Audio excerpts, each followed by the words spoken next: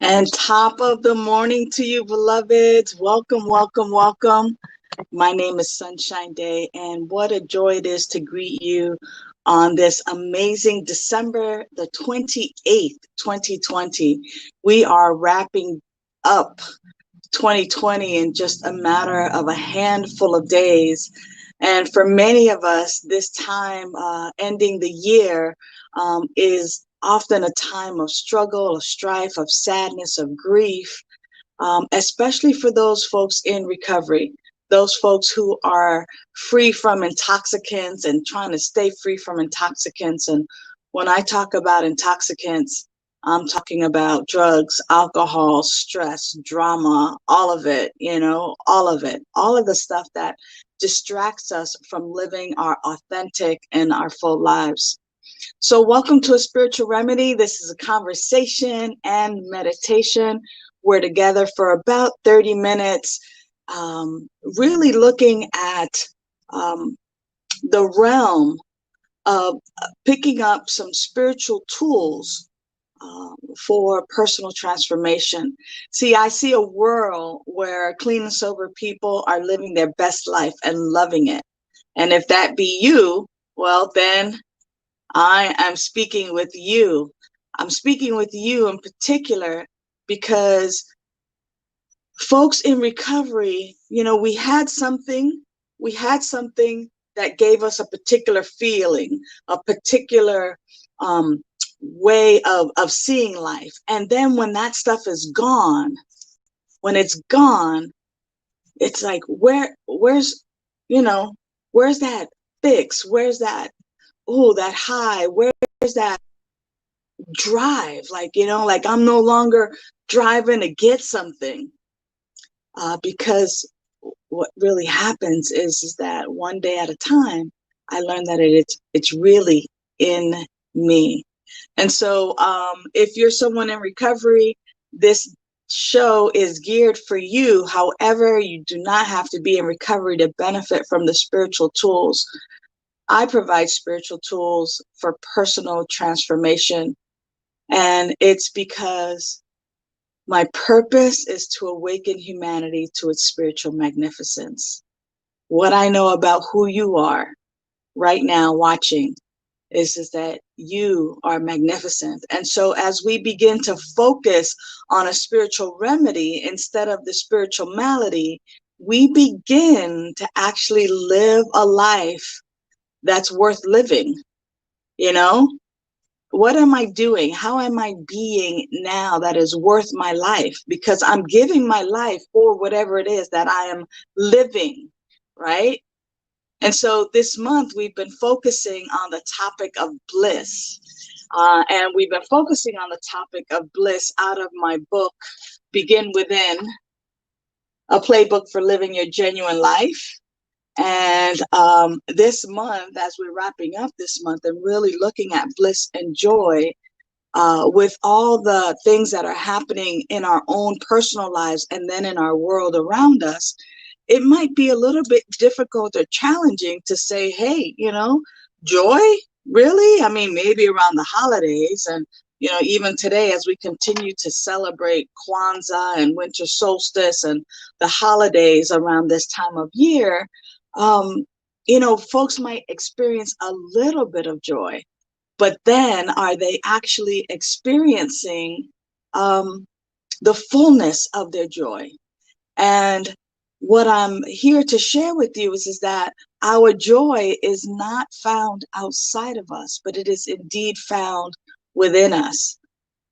So tell me what you think about that our joy can be found within us. It cannot be found outside of us. The joy that you want to experience can be found already within you. It cannot be found outside of you. Tell me what you think about that. As you know, we're going to start to post a few comments that kind of strike up. I can't see your comments right now, but what I will share with you is that as your comments begin to pop along on the screen here, that I'll acknowledge you and also be giving away one of my books today. One of my books, Begin Within. So you might be a winner as you comment. And so I know that behind the scenes, we're going to start populating some of the comments that come up. So bliss and joy, it's an inside job. It cannot be found outside of you. I'm going to take a couple minutes to share about that very, very personally, just with the extent of last night as I was preparing for the rain in Southern California. I live in Long Beach. I was putting some things away that were outdoors and moving some things around so that they wouldn't get wet. And I tweaked my back and I was walking like a zombie. And I was in a lot of pain. Heat pad, did all the things I was supposed to, right? Hot towels, Sunny helped me out with some hot towels and ice pack, and I took a Motrin and, was just kind of being very gentle and ginger with myself, right? Just super, super soft and gentle. Now, here's what I know. I know that what I put my attention on continues to grow. What I put my attention on continues to grow. I think I talked about it last week sometime as the law of correspondence, right? That my thoughts, my inner thoughts create my outer reality. My inner entertainment and what I think about actually creates my outer world. And it wasn't until this morning, I have a prayer partner that I pray with in the mornings. And it wasn't until then that it was like, I have a spiritual tool. See, all last night, because it was so present with me, I was focusing on the pain, oh, the pain, oh, the pain, oh, the pain. And this morning, when it was time for me to engage in a spiritual practice, right? Last night threw me off. Last night's pain threw me off my evening practice. It happens. And this morning, as I was getting ready to engage in my spiritual practice of prayer with a prayer partner, it was like, wait a minute, what do I want to experience?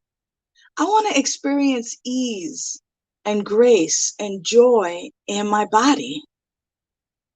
And if I want to experience ease and joy and grace in my body, then I also need to have that be my focus and where my thoughts are hanging out. Like, when your folks used to say, watch who you hanging out with, or if you hang out at a barbershop, you might get a haircut. It's the same with me. It's the same with you. Let me know what you think about that in the chat. Go ahead and write something in the chat so that we know that you're following what I'm picking up here, what I'm sharing with you.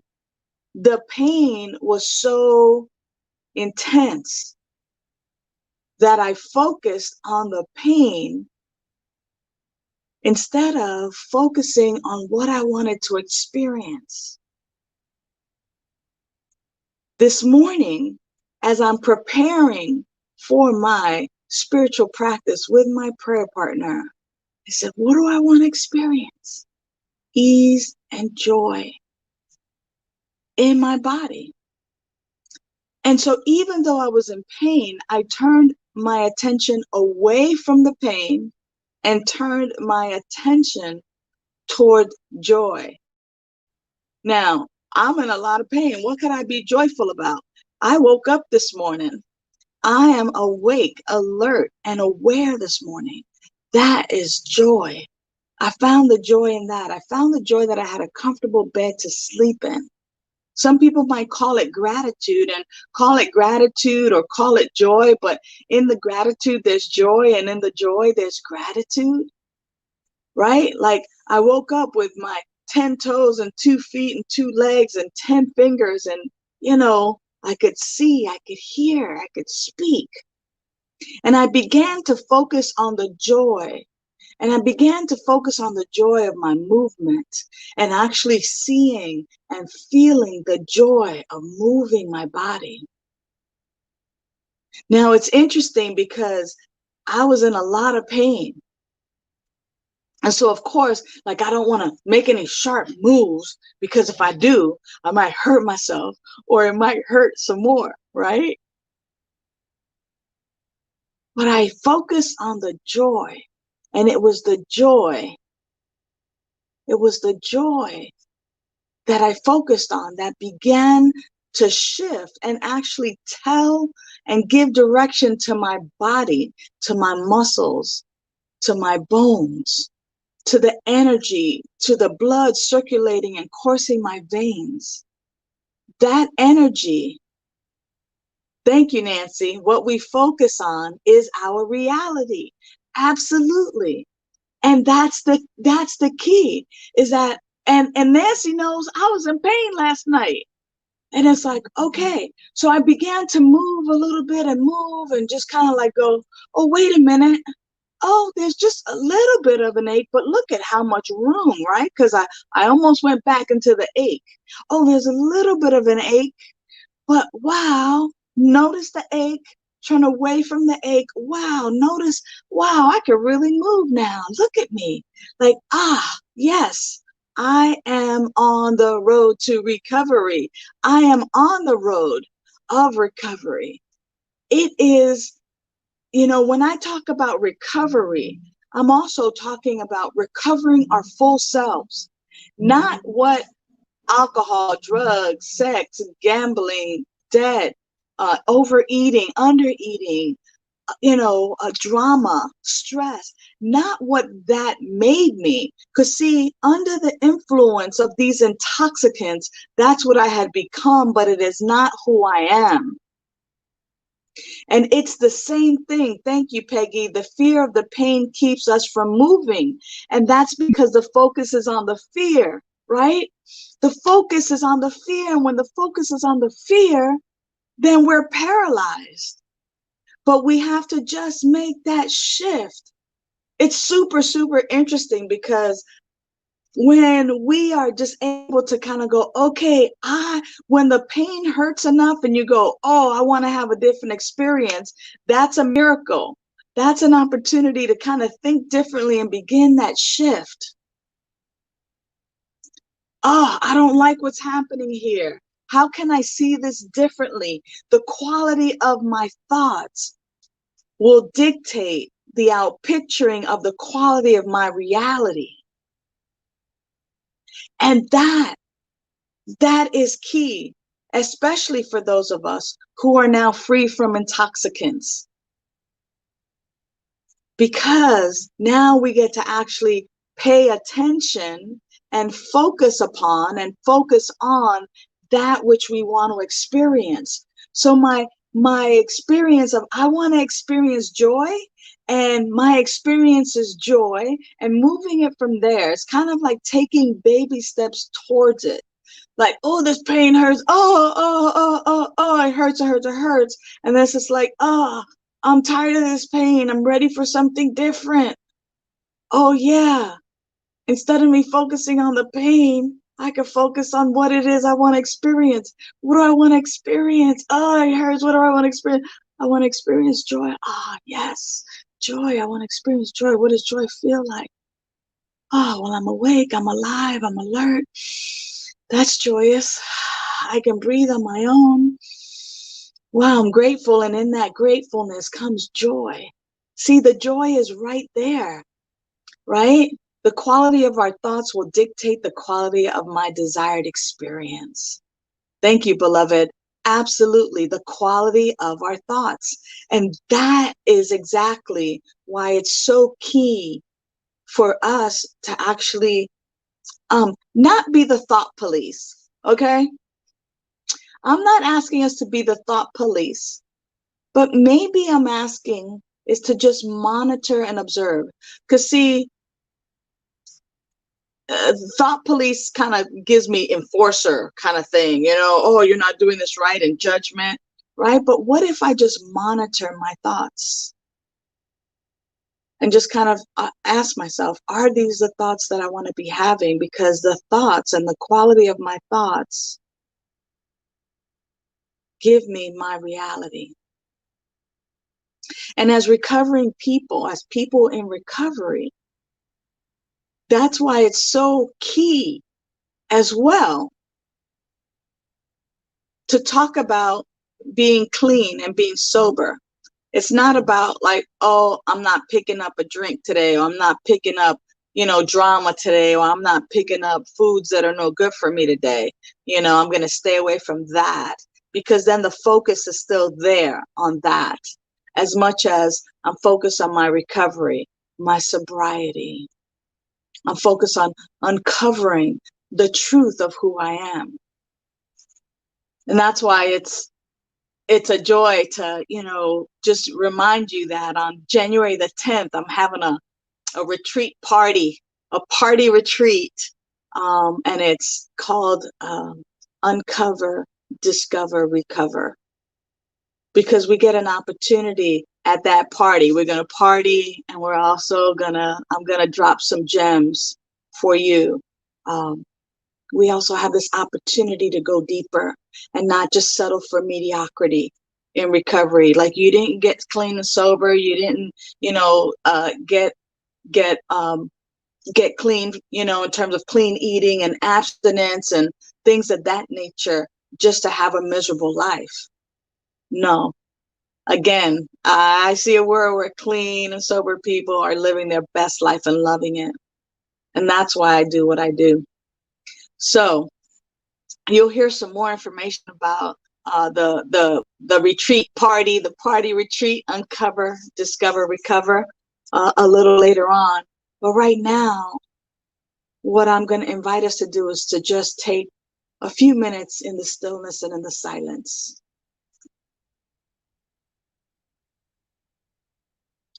So begin to just gently close your eyes if you're at a place where you can do that.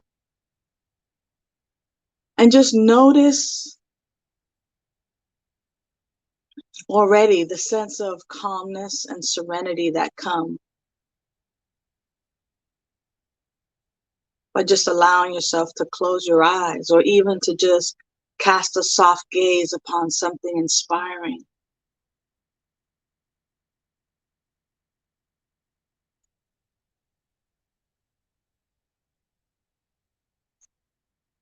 When we focus on the disease, then we get more of it. But when we focus on the recovery, meaning recovering the wholeness of who I am. When we focus there, when we begin to remind ourselves that right where I am, the power, the presence, the life of infinite intelligence and spirit is.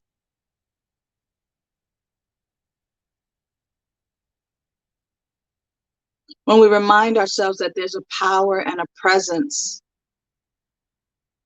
that has created everything,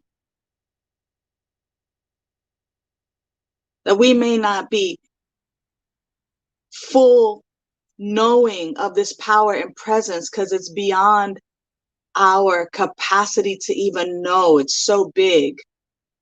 But when we recognize how this power and presence operates in, through, and as our life, we recognize that it is beating our hearts right now. And we didn't have to say, beat the heart, beat the heart, beat the heart.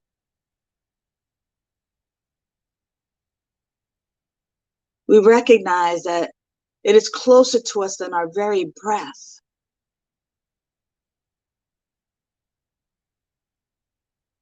When we recognize that there's an infinite intelligence that is coursing our blood through our veins and having that every organ, every action, every function of our physical body is moving and vibrating, that it's functioning, I can absolutely tap into that joy. And as I tap into that joy, I can feel even my own body beginning to loosen up. I can feel that indwelling presence of joy. As I move everything else out of the way, I move out of the way what I have to do today, what I get to do today, who I need to talk to. As I move all of that and just focus in this moment to the joy that's within me. It's there. It may be covered up,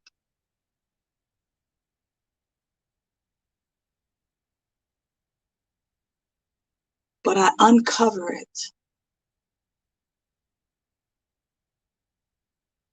I uncover my joy.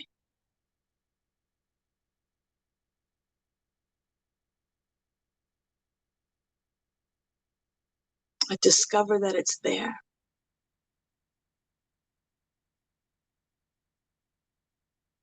And I recover it. Take it back. Take back my full self.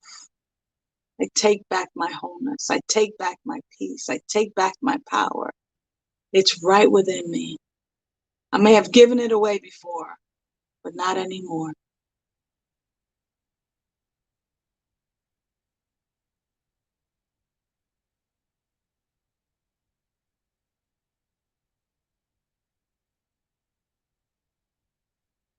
Claim it. Reclaim it. It's there. It's been there waiting for us to just uncover and discover it, to recover, to make it our own again. Joy is our natural state.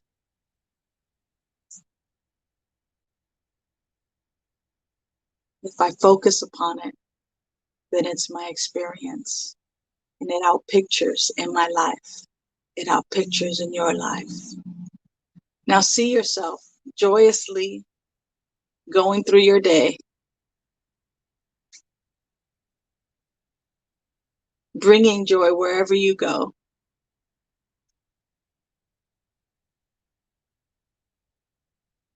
What you bring to the party, I'm bringing joy. What are you bringing to the office today? I'm bringing joy. What are you bringing to your home atmosphere today? I'm bringing joy. Why? Because I got it. Because it's within me.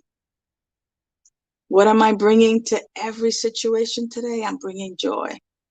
Even in the midst of sadness, I bring joy. I'm not discounting the sadness, but even in the sadness, I bring the joy. And as you gently begin to open your eyes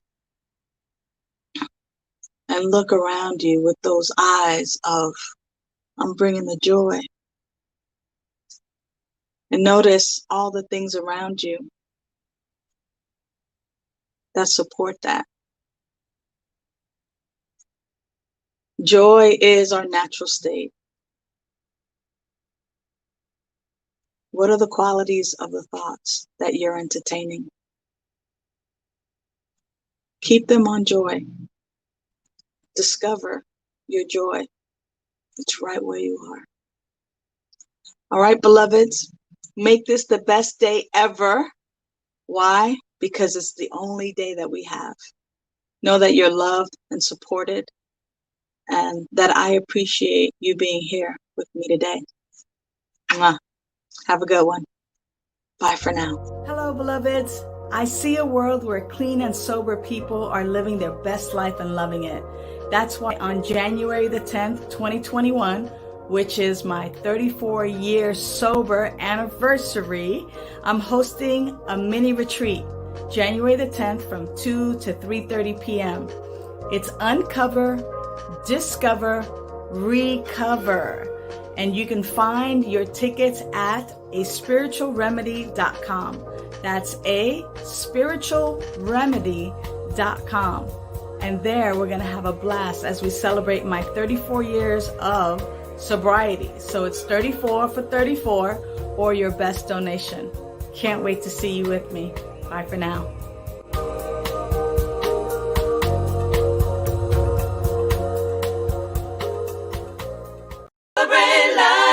You celebrate your life. Celebrate the memories, the birds and the trees, the hugs and the kisses, the hits and the misses.